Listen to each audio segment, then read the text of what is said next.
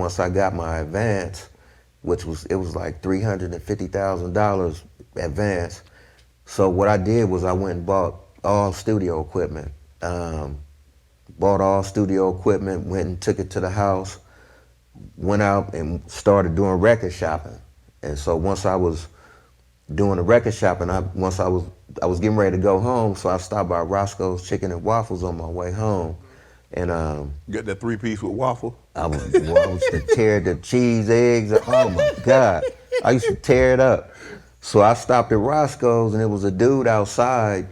He was selling records. Okay. So I bought the whole crate of records off of him. I was like, I think I gave him like $500, took the whole crate of records. Were they all new records or were they used? They was used. Okay. Yeah, I took the whole crate. When I got home, I was going through the crate, and that's when I ran across Michael McDonald and the Doobie Brothers. Yep. I keep forgetting. And when I played it, there was a record, I was like, damn, my parents used to bang this. Yes. So I was saying to myself, like, if I did a hip hop song to this, that would be different and it'd be dope. Yes. You know, and I did it. I produced it. I put the sample together. I put the drums up under it, played a couple keys up under it, and brought it all together. And you start by Roscoe's, you get them eggs, you feeling good, and the guy happens to be outside and say, hey, he got a crate of albums, vinyls. And how much you want for this? Hey, don't worry about it. I got a little extra change here. Take it. Let me give me all of them. Yes, so in the process, you get the crate home. You going through them. You're like, damn, Michael McDonald's Doobie Brothers. Okay. Yes, indeed. Let me see. Let me pop this on. Okay. I keep forget. Like, damn. Just go hard. Yeah. Now, if I could really do something in my genre over this, I might be on to something. Yeah. That's the way I was thinking. If I could put a dope song over this beat right here, I was like, this could really be different, and it could really put me in hip hop real good. But I wasn't thinking of it like it was gonna be one of the biggest records ever. Yes. You know, I was just thinking of it like, because even though Endo did what it did on Poetic Justice, this was the one. This was Warren G's introduction to the world. Yes, it did. All across, France and the UK and London and Finland and Sweden and all this, they knew. Even though they didn't speak English, they knew this. Yeah, yeah. They knew this. Yes, indeed. Yeah. Regulate. Okay.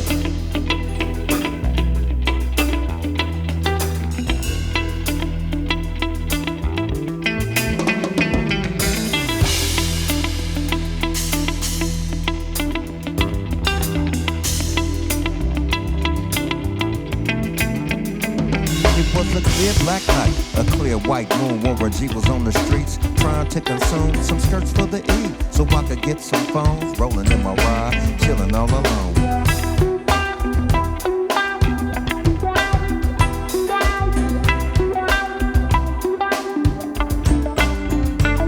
So I hooked Select on 2-1 and Lewis. Some brothers shooting dice, so I said, let's do this. I jumped out the ride and said, what's up? Some brothers put some gas, so I said, I'm stuck. Riding slow, they straight hit the curb.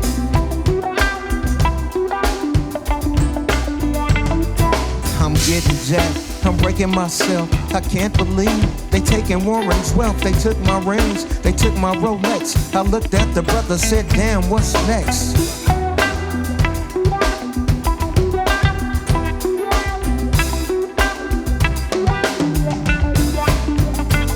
They got guns to my head, I think I'm going down. I can't believe it's happening in my own town.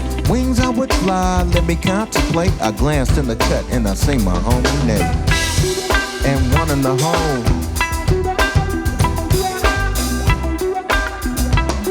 Nate Dogg and Warren G had to regulate.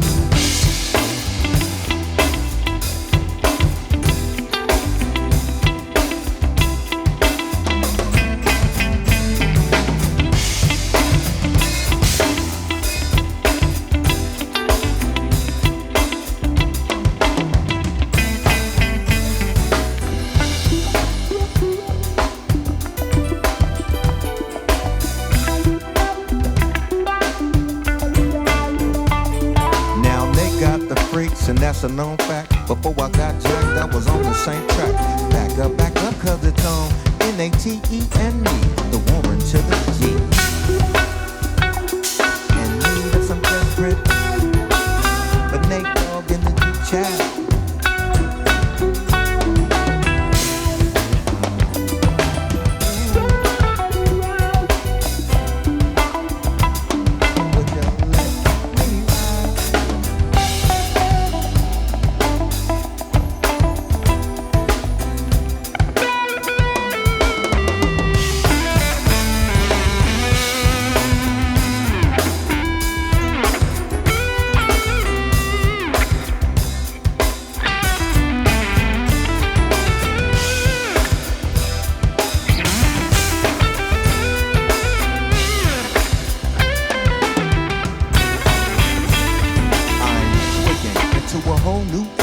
G-Funk, step to this, I dare ya. Funk on a whole new level. Chords, strings, we bring melody. G-Funk, where rhythm is life and life is rhythm.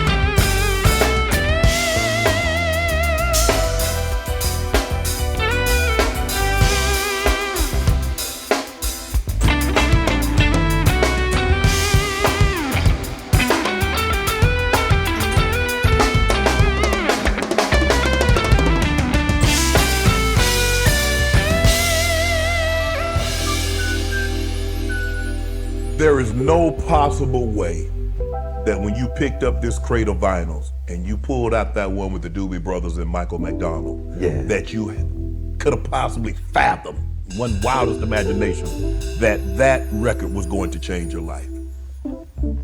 I knew it was a good record, but I didn't know it was gonna be that at all. Right. You know, and even like today, with the new generation, it's like it started over again. And it's every generation is starting over and over again. And it's like, wow.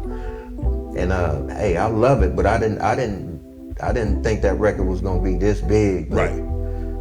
It's amazing just to be able to still eat off it. eat off of it, hear it. I mean, it's because it has to be. I mean, you ride in the car. I mean, you're riding it, and you hear that song come on, and you like, wow, that's 30 plus years ago, Warren. Yes, indeed.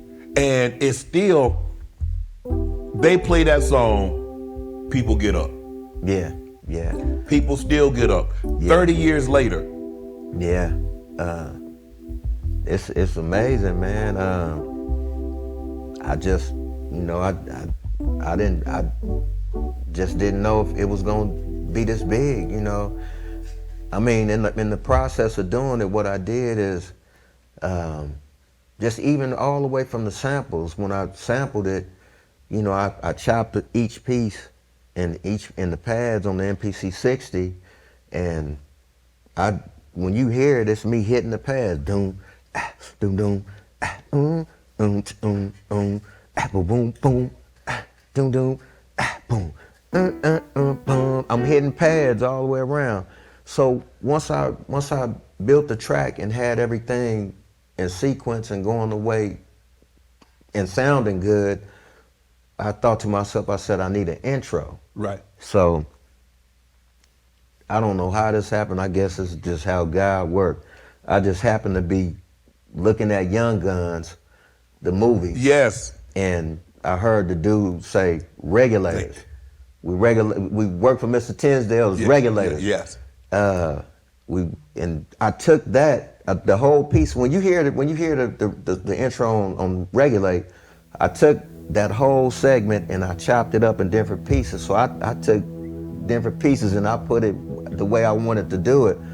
And you got to be real handy with the steel, Yeah. you know what I mean? you got to be handy with the steel, you know what I mean? Earn your keep. Yeah. Yes, indeed. And that just when I listen back to it, I'm like, what the hell? How did I think of this? How did I piece this together? It was like it was a perfect combination. And then when I called Nate, I was like, Nate, I got a record over here, man, that's incredible. I want you to come get down on it.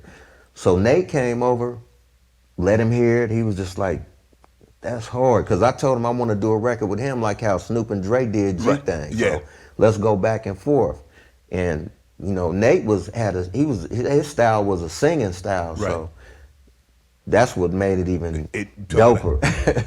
Now, if I'm not mistaken, this might have been one of the, because Michael McDonald was with the Doobie Brothers, and I think this might have been one on his first solo album. And so this was a big, ginormous song for him. So to get it cleared, you had to let him hear it, correct? Yeah, yes indeed. He's still getting paid off of it. Yeah, for sure. Yeah, he's still getting paid. Yeah. The Doobie Brothers are getting paid. Nate still gets paid. I get paid. We still get paid off of it. So when you finished the product, you said, Mr. McDonald, I would like to sample this. I got a great track over it, and here it is. Yeah, well, what happened? The company got it cleared. Okay. And I used to be in New York a lot, so I'm in Times Square, just walking around. I used to just get out to walk around, and I bumped into Michael McDonald walking in Times Square. Damn. Crazy. It was crazy. I was like, Michael, like, it's Warren. And he was tripping like, Warren G. I was like, yeah, it's Warren G. He's like, man. So it was, cool to meet him. You Right. know, we didn't talk that much. We didn't talk like long. It was just like, yeah. So, and then kept pushing. But later on down the line, what I did was, he was performing where I lived at, and so me and my wife went to the concert, and I told some of his people that I was there, and so he was out there, doing his thing, performing. So he got to Regulate. He was just like, I want to send a special shout out to a young guy out here in the crowd. Thanks to this guy, you guys are still hearing. I keep forgetting to this day, and he made this song called Regulate.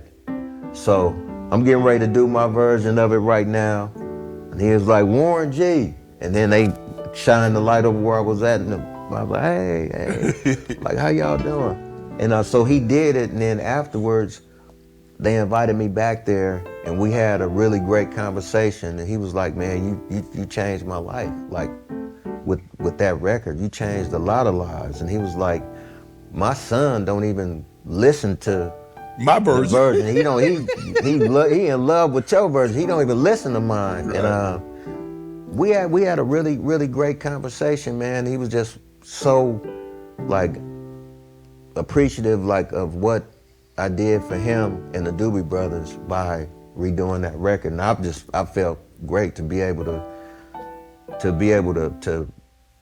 do a record that put a legend already, like, to keep him being legendary, and made me a legend at the same time. Right. When it's reported that this record, this album of yours, helped get Def Jam out of debt. Yeah. Do you think, and that says it made over $100 million? You like, Yeah. damn, it made that much? How much I actually get? Shit, I was like, 100 million? Where the fuck is my money at? Well, yeah. Where's What my my cut shit of at? that? I was, man, it was first time artist, I was only making like, I think it was like 25, 30 cents a record. Yeah. So it was. So you wasn't getting that big, that $1.52 a record. Well, later? After the success of that Yeah. record, they was throwing whatever I wanted, doing whatever I wanted to do. Right. So I went from, I got all the way to $1.50. Damn. Yeah, and that was great back then. Like For sure. Yeah. yeah, it was great. So, you know, things had picked up, but that first time deal was just like, it was kind of like a paying dues. Yeah. They get you the first one. Yeah, and I'm still owner of my master publishing. Oh, well, you Yeah, I'm still owner of that, which will be reverted back to me in the next 4 years, and then all of that'll just be me. Yeah. It won't go through 2 or 3 different companies, then get to me. Right. You know, everything will be coming straight to me, and then I can license it out me myself. But it's hard trying to get your masters back from these companies. It's really hard, and especially if it's you don't have unfair. it. If you don't have it in the contract from the jump. Yeah, that's just standard. Like after some people like Warren is 25 years, not 35. Right. And but now I guess it's 35. You know, so. But it's hard to get them back. You know, and to me that's unfair for like a guy like myself, because I helped this company that's under this umbrella become $1 billion business here, and all I'm asking for is my masters. Yeah, you feel like they should have gave you those things back 10, 15 years ago. Yeah, because I mean, reward me. Right. You know, I did my part. You know, just reward it back. You know, but you know, I'm working on getting them back. It's supposed to come anyway, so I'm working on it. Try to speed the process up. I was like, I want them now. Yesterday. I don't want to wait no. Right. Yeah, so I reached out a few times, and it was like, nope. Wow. I'm like, damn. Let me ask you this, and I've heard a lot of, you know, when you look at Michael Jackson, Thriller, I don't believe in my lifetime there'll never be an album or a song bigger than Thriller. Never. When you look at it, and it says that he became obsessed because he was trying to replicate that. Even though, for me, as far as musically, Off the Wall was his best work. Now, Thriller was great. Yeah. Bad was great. Yeah. And he had other that were great, but Off the Wall for me was his best work. Yeah. But he wanted to do Thriller. He didn't understand that was a once in a lifetime. Yeah. It's like somebody in baseball throwing a perfect game. Yeah. Nobody's ever thrown 2 perfect games. Yeah. And that was, and it's like drove himself crazy trying to replicate that. Yeah. And sometimes when you don't do what you've done, you feel like you're not as successful. Yeah. Did you drive yourself crazy trying to do another Regulate? No, I wasn't trying to outdo it.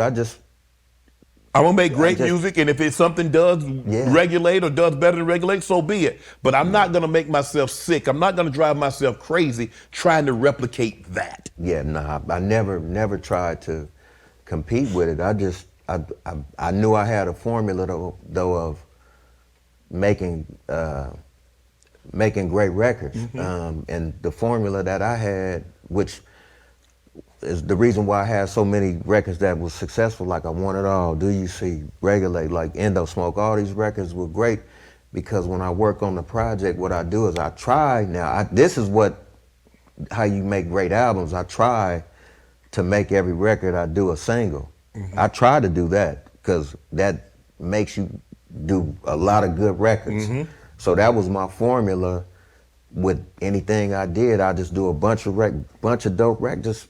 I would try to do a single, but I wasn't trying to compete with Regulate. I was just trying to do a single every time, like an album full of singles. That was just my process of my formula when I'm working.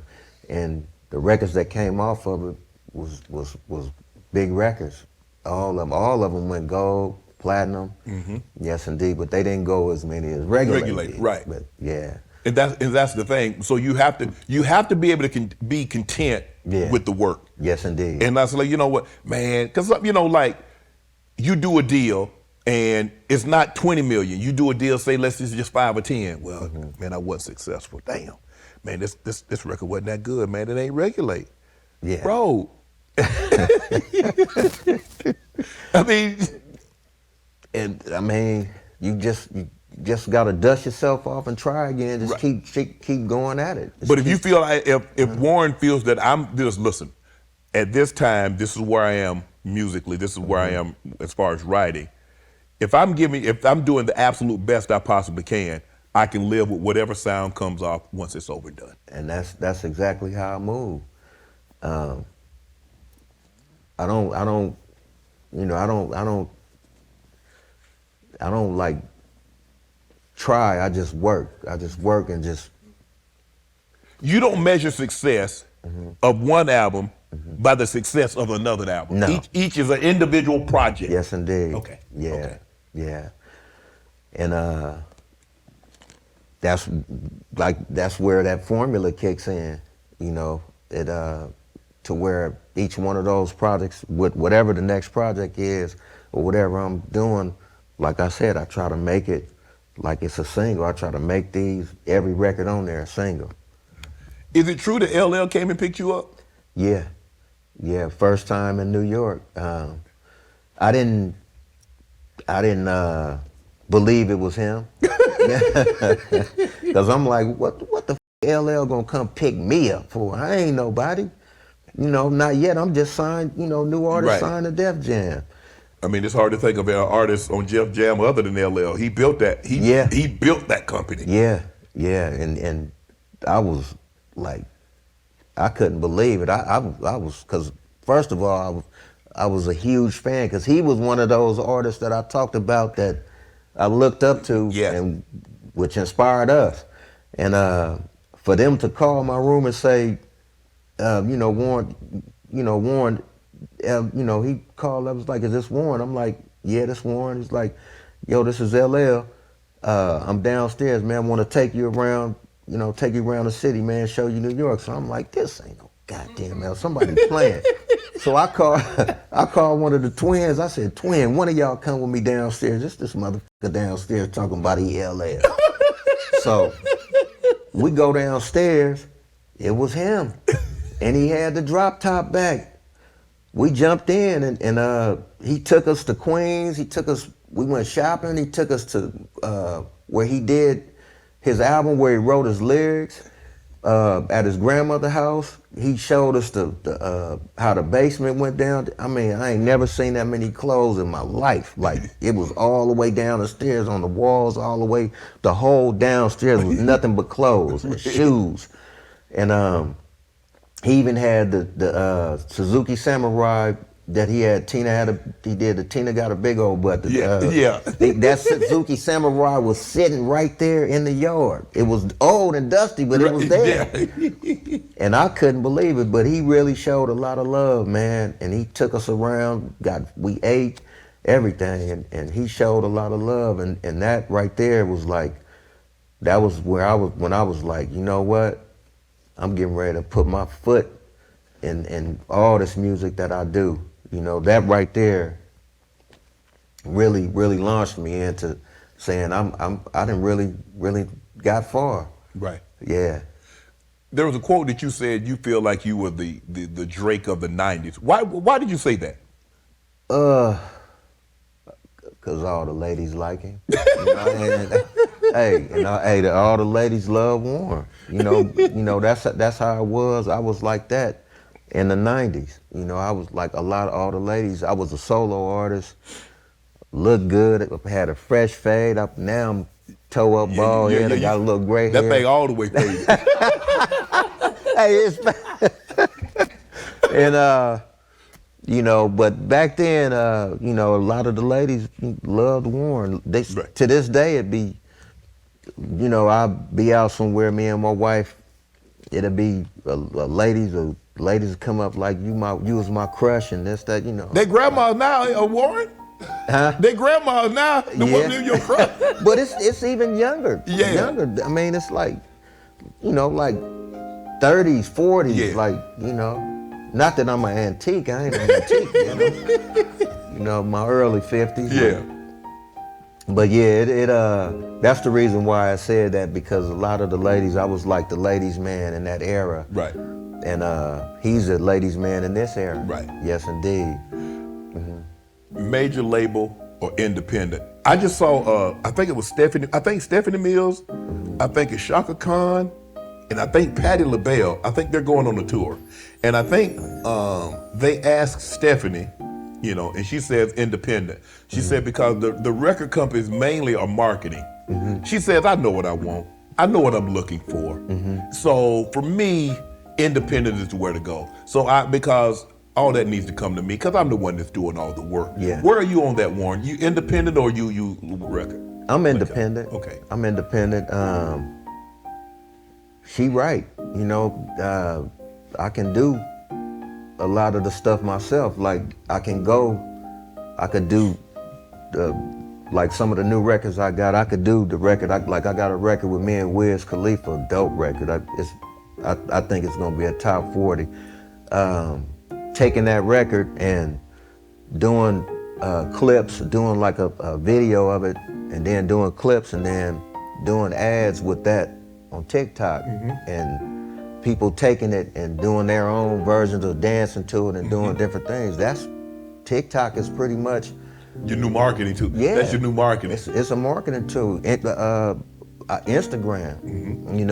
paying for ads on Instagram, even Google ads, Facebook ads, with just a bunch of clips, just pushing those clips of what you have, and that drives all of the traffic. It drives your merch up. It drives your streaming up. But I'm gonna try something. Well, I'm not going to even try. I'm gonna do something different. It's not a whole lot different, but I want to try and bring back more of vinyl and CDs, because people ain't got rid of their CD players or their vinyl players. No. So I want to do a special edition. I'm gonna do some special editions. I'm gonna print up maybe 10,000 vinyls or CDs and sell those to the true fan base. Yeah. You know what I mean? And just to get that nostalgia back. Exactly, because it's like the computer world is like, we don't know how they could change numbers. You know what I mean? Do all kind of stuff. So just to do that for the fans and give them that realness again, it'll be different. It'll be different. And I'm sure a lot of people will probably follow that motto. Actually, I got a few friends that is using that motto already. And they successful with it. Right. Where are you on the streaming? I hear a lot of people say, man, hey, Snoop was one of the first that like, man, that's streaming. He say, I can't keep up with it. He like, they sending me a check, $4,000 or $5,000, and then some people like, probably getting, I can only imagine what a Drake is getting from streaming, because he's doing the Weeknd, or Travis Scott, or Taylor Swift, or Beyonce. I can only imagine, because they're doing, it seems like every time I turn around, Drake is this and Drake is that, and Beyonce and Taylor Swift is this and they're that. So I can only imagine. But where are you? Where are you on the streaming? I mean, I don't like it because, but I got to deal with it because it's the way the business. It is what it is now. Yeah, so, but I don't like it because you can't really monitor, those numbers. We can't.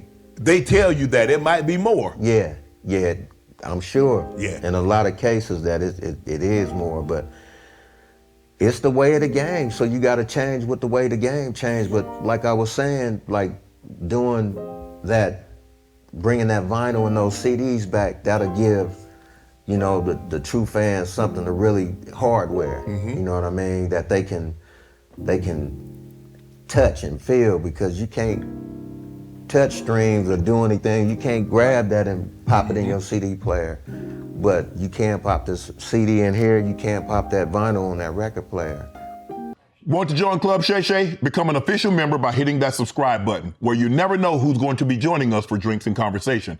Don't be late to the party, because we like to do something before 2 something.